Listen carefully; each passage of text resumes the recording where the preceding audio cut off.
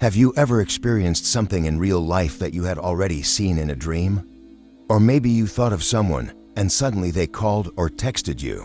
I'm sure you've experienced this a few times. Let me take it a step further. Have you ever felt that moment when you're with someone you care about and you're both thinking the exact same thing? Or perhaps you felt like you were drifting outside your body while you thought you were asleep.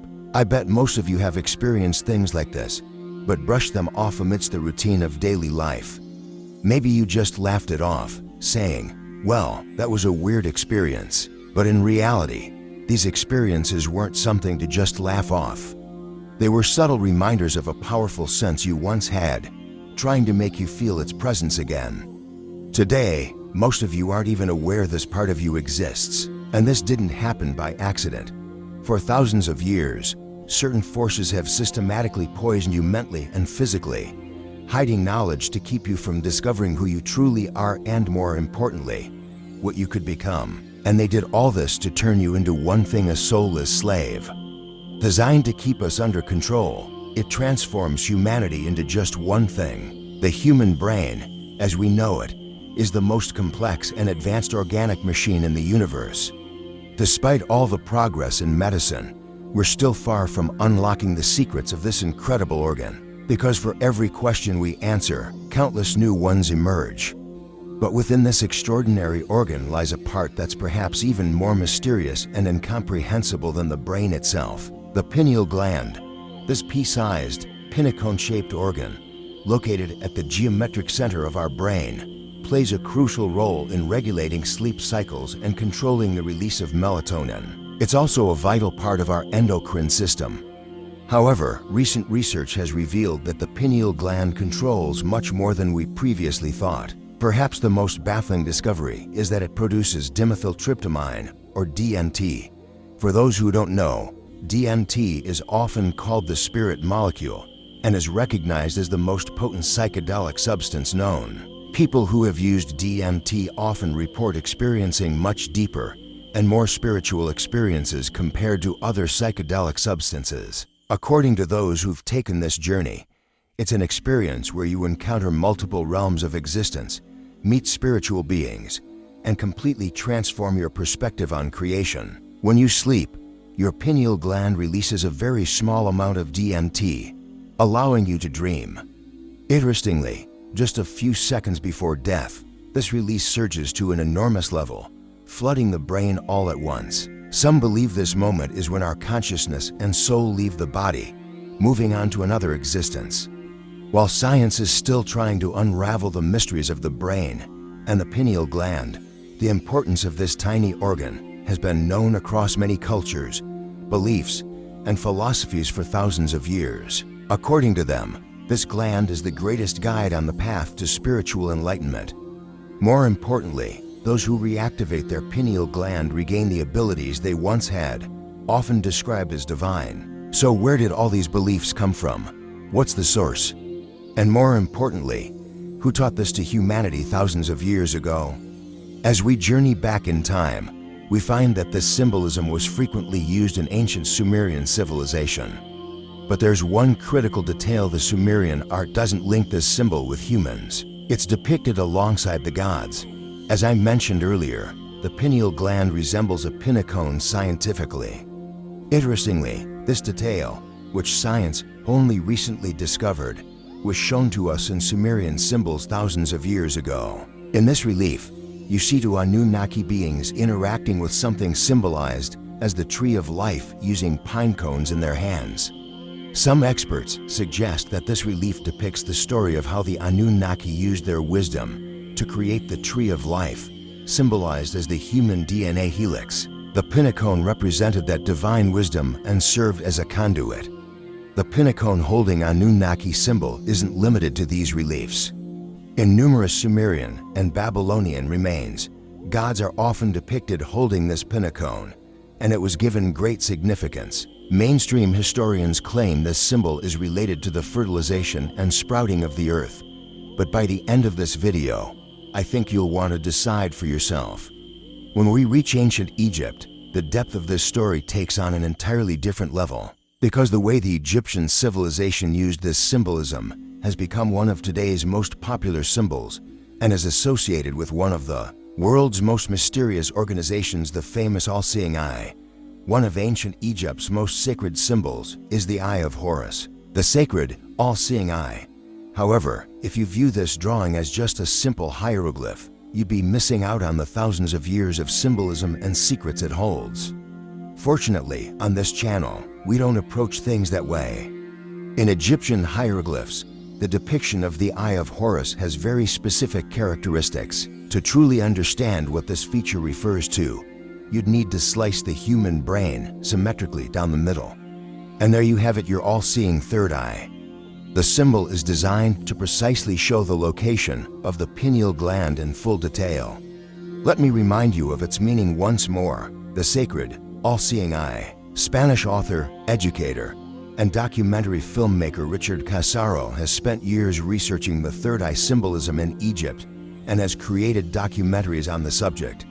Casaro particularly noticed how the third eye symbolism overlaps with Aten symbolism and made the following observations. Aten symbolizes the awakened third eye, which sees the higher level divine spirit within us, our sacred light.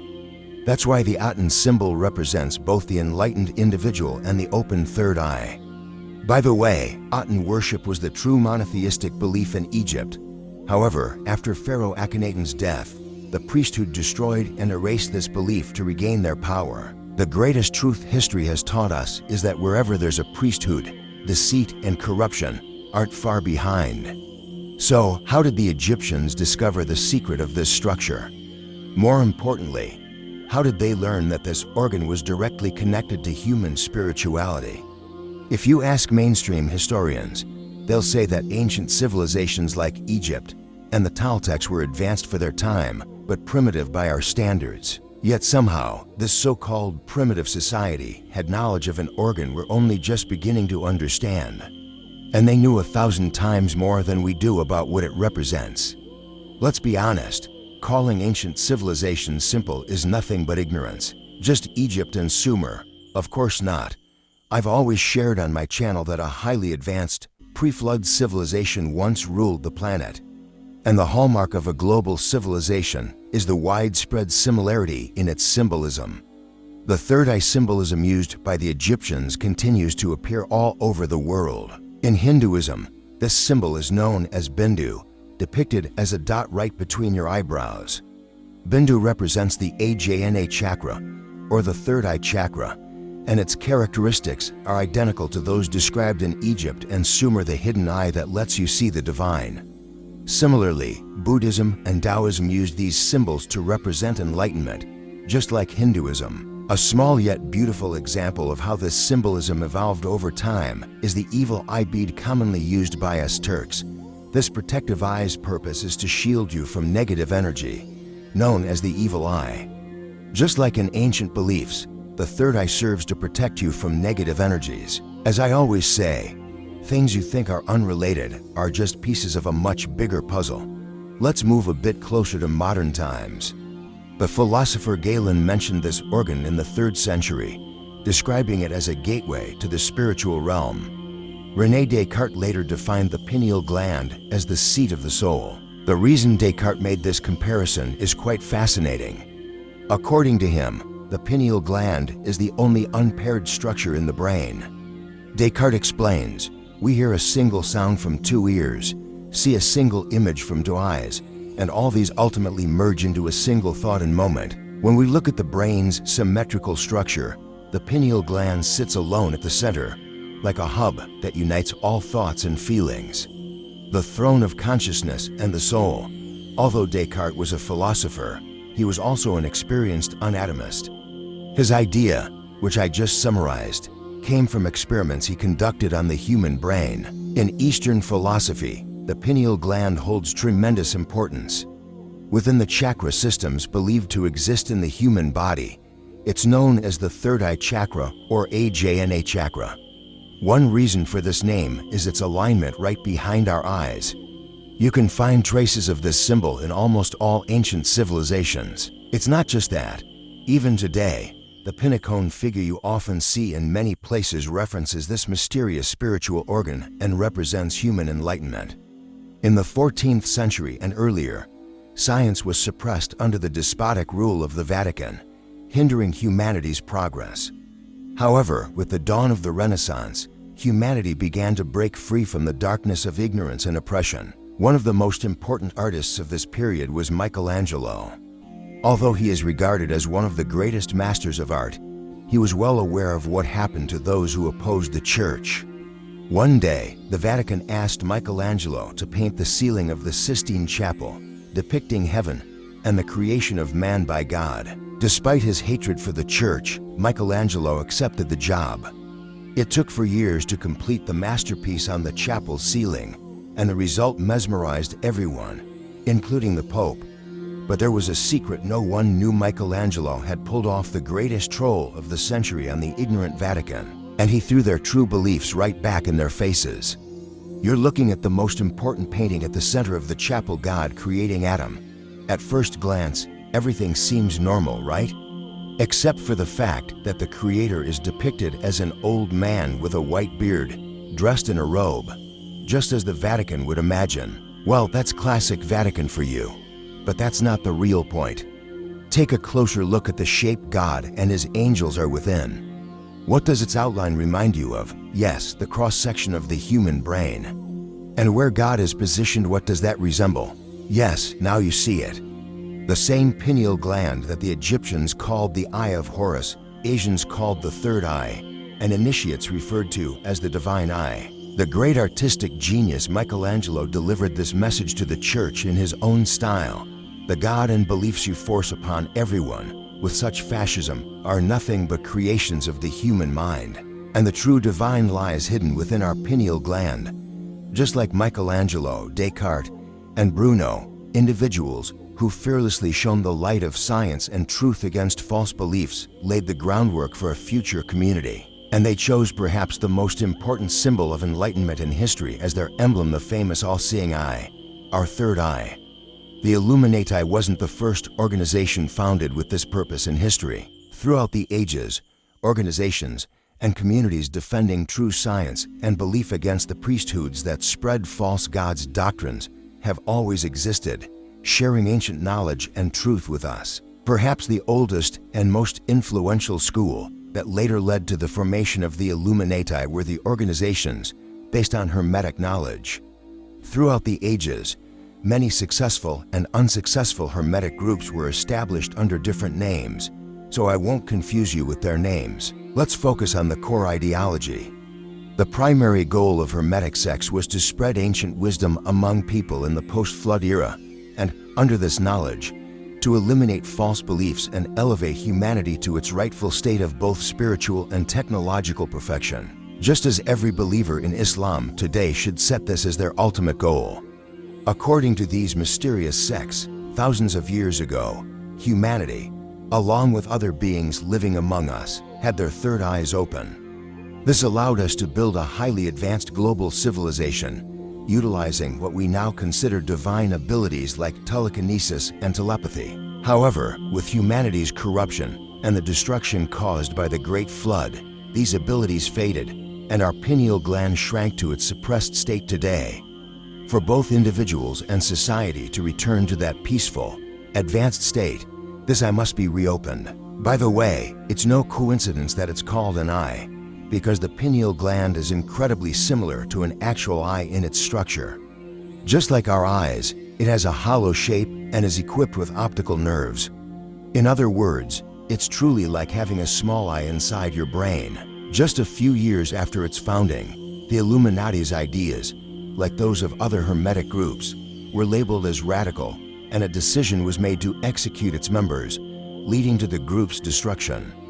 However, many believe that these organizations continue their plans in secret even today. If you're wondering what the original ideals of the Illuminati and Hermetic groups were that provoked such a harsh reaction, let me summarize: independence, moral equality, and the pursuit of knowledge and science.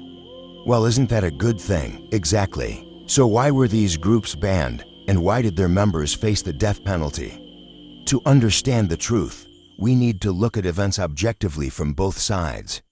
The family that suppressed the Illuminati was a long-standing dynasty in the Bavarian region, and they were all devout Catholics essentially, servants of the Vatican. I think this little bit of information helps you understand why a group that sought equality in the light of independence and science was destroyed and why, even today, they are portrayed as evil. I've prepared a very detailed video about the Illuminati, where I'll dive deeper into the topic. Let's continue with the secrets of our third eye.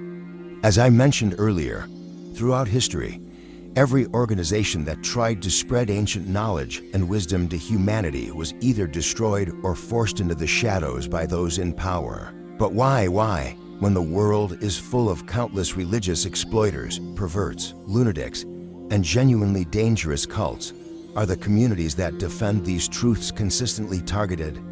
With this question, we step into the greatest conspiracy ever conducted on humanity, the project of enslaving humanity. If you think of the human body as just flesh and bones, you're oversimplifying things. For thousands of years, many civilizations and ancient teachings have told us that our bodies are composed of both matter and energy. You can picture it like this. You have your normal, physical body that you see every day, and then there's an energy body that's intertwined with it, enveloping it like armor from both inside and out. It's possible to see this energy body through various practices and by developing your pineal gland. Today, this phenomenon is often called the aura. Like every matter in the universe, our body also has a vibrational frequency. By eating healthily, focusing your mind on positive things, and being a compassionate, helpful person, you can raise this vibration. Of course, it's easier said than done. Ultimately, this journey towards becoming the Insan y Kamil, as mentioned in Sufism, begins, and you reach the ultimate goal that all ancient teachings describe. This is the state of oneness with everything, known as Phanophyla. In reality, this is the purpose of our existence, to reach that level. Unfortunately, today, people spend their lives chasing material goals instead of the spiritual path. And this perception was deliberately created by certain forces. The year was 1940. Nazi Germany had risen to great power and, driven by their corrupted ideals, began destroying everything in their path. Strangely, millions of German citizens, as if hypnotized, followed a psychopathic leader and became part of this inhuman destruction. You can't help but wonder, did none of these people ever think, what are we doing? We're following a madman toward an inhuman future? By nature, humans are prone to such moral questioning. But ironically, the sense of empathy can be suppressed using science itself. The Nazis, obsessed not only with science, but also with ancient civilizations, possessed knowledge of some intriguing esoteric teachings.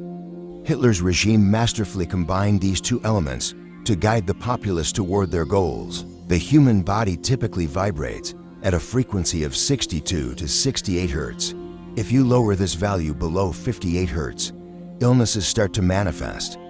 If it drops below 25 Hz, death is imminent. Some historians and researchers argue that the Nazis used a specific frequency range, often claimed to be 440 Hz, in their constant propaganda broadcasts to make people more obedient and soulless. This theory isn't far-fetched, as the same system was used by the Soviets, the Chinese, and is still in use today in North Korea. What's even worse is that the modern music industry produces music based on the 440 Hz frequency. While many musicians and researchers dismiss this as unrelated, by the end of the video, you can decide for yourself based on the evidence. The fascist dictatorships didn't rely solely on frequencies to influence and suppress the masses. Once again, starting with the Nazis, humanity was introduced to another major suppressant, fluoride. On paper, fluoride is considered beneficial for your teeth, as it's said to prevent tartar buildup and protect enamel. However, consuming fluoride in high amounts can cause serious health issues. These include joint pain, nervous system disorders, increased bone fragility, muscle pain, a decrease in IQ levels, and perhaps the most hidden effect, calcification of your pineal gland. As a means to keep the population under control, the Nazis added excessive amounts of fluoride to the water supplies in both Germany and the countries they occupied. It wasn't just water. large quantities of this substance were also added to processed foods and beverages. Through years of frequency manipulation, pineal gland suppression, oppressive fear regimes, and relentless propaganda, the Nazis transformed the German population into soulless, empathy-lacking machines. And as I mentioned earlier, it wasn't just the Nazis. Almost all dictatorships have employed these tactics. You might think that when the Nazis lost the war, this madness ended, right? But you'd be gravely mistaken. Yes, the Nazis lost, but something worse won America. The only difference was that the Nazis forced you into compliance, while America made you willingly accept it. America, on the other hand, has a system that makes you desire and crave what's bad for you. They don't even need to force you. They dress it up so attractively that even if it's poison, you'll line up in front of the store to get it. And they've marketed this technique to the entire world. For example, the 440 Hz frequency I mentioned earlier, which darkens your soul and pushes you into depression, was made the global standard in 1955. Now, you're exposed to this frequency even when listening to your favorite artists, without any forced propaganda. And is that all? Of course not. Immediately after the Nazis were defeated and the war ended, America decided to add fluoride to all its drinking water. Shortly after, this was dictated by the World Health Organization, becoming a standard in almost every country worldwide. Additionally, fluoride started being added to all manufactured beverages and foods. Keep in mind, it's already a substance that can naturally be found in certain foods. Okay, let's say they put fluoride in your toothpaste for dental health, fair enough. But why add it to your drinking water, bathing water, and all manufactured beverages and foods? As I mentioned earlier, consuming too much fluoride can cause serious health issues. Does this sound normal to you? A Harvard study, along with 27 other recent studies, found that excessive fluoride exposure lowers children's IQ levels by about 7 points and triggers early puberty. Benzerber-Kalikmata, Florier Maruz Brocculon Erkek Reem Systemlerin City Hasar Tespedadil Miktir. Sperm se Sanda Zalma Vebazulmalerg Zumlan Miktir. Erika, Psychologic Etkeiler Arasanda Desenses Uaku, Uakuden Sanra Dinlanmeme, Dalganlik, Bitkinlik, Depression va Anxiet Balunuyir. Dr. Jennifer Luke, 1997 Yolinda Fleuren Epiphys Bezi Izerindeki Ekalari Zerinibur Arasturma Yapmas va Bulgullernik Bilam Dunya Sila Palasmiter. In a similar study, male rats exposed to fluoride showed significant damage to their reproductive systems, with decreases and impairments in sperm counts observed. Additionally, psychological effects included irregular sleep, inability to rest after sleep, lethargy, depression, and anxiety. Dr. Jennifer Luke conducted research in 1997 on the effects of fluoride on the pineal gland and shared her findings with the scientific community. For this reason, it has been explained that especially the melatonin secretion system is affected at night, but in addition, the overall hormonal system suffers damage. Details on this topic can be found in the link provided. Fatty products fall into the category of true toxins. When the same amount of fluoride and lead are given to the human body, it turns out that fluoride is more harmful. A substance used in the production of sarin gas, a banned chemical weapon used in the rodent and insecticide industry, has the capacity to poison and kill 100 chickens with just 3 grams. What kind of reasoning leads us to consider using such a substance? And how can they still market this to us as something beneficial? Think about the psychological and physiological issues I just mentioned. Now consider the problems you and the people around you are experiencing. It's impossible not to notice the increase in certain issues in recent years. People have become unable to have children. Without IVF, new generations are entering puberty as early as 12 years old. In many parts of the world, the most consumed medications are antidepressants. Almost everyone is experiencing sleep problems and has lost their faith in the future. They lack the energy to take action for anything. Do you think all of this could be a coincidence, especially when one of the causes is clear? The reason behind this massive conspiracy is evident: to create a hollow, controllable society distant from your divine abilities and belief in yourself. The divinity I'm talking about here is not religion. It's crucial to understand that the lies sold to you as religion today are also part of this. Especially the clergy who present themselves as religious institutions are a significant part of this. True divinity comes from within, from one's essence. A person who possesses this sees no divisions around them. A true believer does not differentiate between Muslim or Jew. They see unity, peace, and love. They do not need a central authority to guide them. They do not require laws to deter them from wrongdoing through fear. They don't even think of such negative things. Now, imagine a country made up of such individuals. Imagine a world like that. What would humanity be like? And you're probably wondering how you can break free from this chain. How can you achieve enlightenment? Now, I'll talk a bit about that. First, what do you need to do to eliminate that cursed poison, fluoride, from your system? Firstly, use a filtration system for your drinking water, if possible. If you don't have the means, choose the drinking water with the lowest fluoride content available. Consume tamarind, a highly effective fluoride remover. Scientifically, it is one of the most effective agents for removing fluoride. Avoid packaged foods without exception. They are all poisons. Now that we have physically protected ourselves, let's move on to the harder but more essential part. How do we cleanse and elevate our soul and energy body? One of the first things I learned during the years I trained myself in these areas was to stay away from animal-based foods, or at least minimize their intake as much as possible. I'm sure you know how brutal the conditions in the industrial meat consumption sector are, but you probably don't want to think about it. However, all that fear, stress, and negative vibrations unfortunately affect the animal, and when you consume it, you are introducing that low-frequency food into your body, thereby lowering your own frequency. Plant-based food consumption increases your body's vibration. Regular meditation, breathing exercises, yoga, and prayer according to your faith are also beneficial. Yoga and prayer involve similar movements. Additionally, listen to nature sounds and visit parks or forests at least once a week to cultivate compassion for the living beings around you. Interacting with and feeding them contributes to your spiritual elevation. Planting trees can also be a part of this, but pay attention, not just by paying for it, but by doing this action yourself, you can significantly increase your vibration. Once you establish this routine, you can move on to the next stages with focused meditations and fasting on specific topics. Those who want to learn about these stages can refer to methods mentioned in sources like Sufism and Buddhism. In short, dear viewers, when I explain it like this, you might think it's too much or just conspiracy theories. But unfortunately, the reality is like this. You actually don't even need my claims to see these truths. Go outside and look around.